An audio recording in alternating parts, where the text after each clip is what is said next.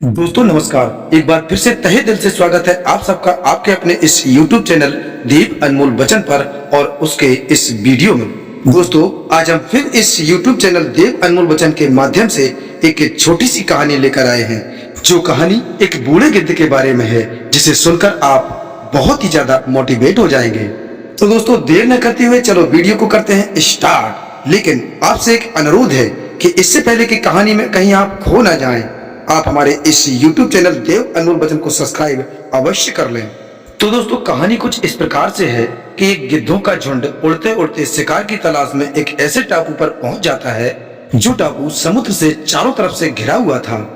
और जब वो गिद्धों का झुंड समुद्र के बीचों बीच उस टापू पर उतरता है तो वो देखता है कि यहाँ पर तो बहुत सारी मछलियाँ हैं, मेढक हैं, यहाँ पर तो शिकार करना बहुत ही आसान है और हमें भी यहाँ इस टापू पर किसी दूसरे जानवर से या किसी शिकारी से भी कोई खतरा नहीं है।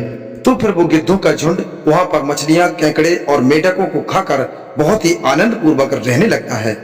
और 2-3 दिन तक वो गिद्धों का झुंड उस टापू पर रुका रहता है।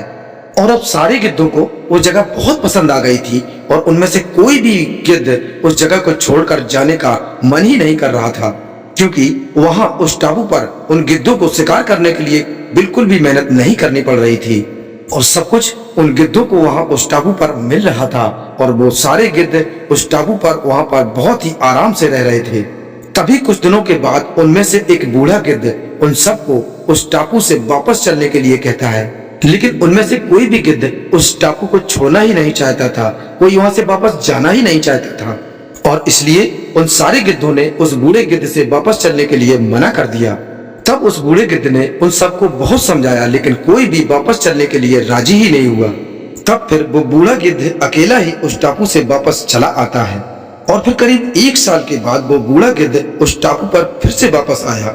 तब उसने वहाँ उस टापू पर देखा कि उस टापू का नजारा उस समय बहुत ही भयानक और दर्दनाक हो चुका था, क्योंकि वो जिधर देखता उधर गिद्धों की लाशें पड़ी हुई थी और काफी गिद्ध उनमें से घायल भी पड़े थे। ये सब देखकर वो बूढ़ा गिद्ध हैरान हो गया। फिर उसने एक घायल गिद्ध से पूछा कि तुम्हारी ऐसी ये हालत किसने की? तब उस घायल गिद्ध ने बताया कि आपके जाने के बाद हम सब इस टापू पर बहुत ही मजे की जिंदगी जी रहे थे, लेकिन अचानक एक दिन एक बड़ा जहाज इस टापू पर आया और उस जहाज से बहुत सारे चीते बाहर निकले। तब जैसे ही हम सब ने उन चीतों को देखा और उड़ने का प्रयास किया तो हमारा ज्यादा वजन होने के कारण हमसे उड़ा नहीं गया और हमारे पंजे और नाखून भी कमजोर हो चुके थे। इसी वजह से उन चीतों ने हमारा शिकार करना शुरू कर दिया। तब घायल गिद्ध ने कहा कि मुझे अब समझ में आ गया है कि कंफर्ट जोन यानी आराम की अवस्था किसी भी जीव के लिए कितनी खतरनाक होती है और किसी भी तरह की चुनौती आने पर उसका सामना करना बहुत ही मुश्किल हो जाता है। तो दोस्तों हमें इस कहानी से यही सीख मिलती है कि जो लोग कंफर्ट जोन यानी आराम को अच्छा समझते हैं, बाद में वही कंफर्ट जोन यानी आराम उनके लिए बहुत ही बड़ी मुश्किल बन जाती है। और जिस इंसान के जीवन में चुनौतियां और मुश्किलें आती रहती हैं, असल में वही जिंदा इंसान है, क्योंकि जब तक आप और हम चुनौतियों का सामना करते रहेंगे तब तक हम अपने जीवन में आगे बढ़ते रहेंगे। तो दोस्तों इतना ही था हमारी आज की कहानी में। कहानी आपको अगर अच्छी लगी हो और आप इस चैनल पर नए हैं तो कृपया हमारे इस YouTube चैनल देव अनमोल वचन को सब्सक्राइब जरूर कर लें और वीडियो को लाइक करके शेयर अवश्य करें, ताकि इसी प्रकार की जानकारी हर घर तक पहुंच पाए।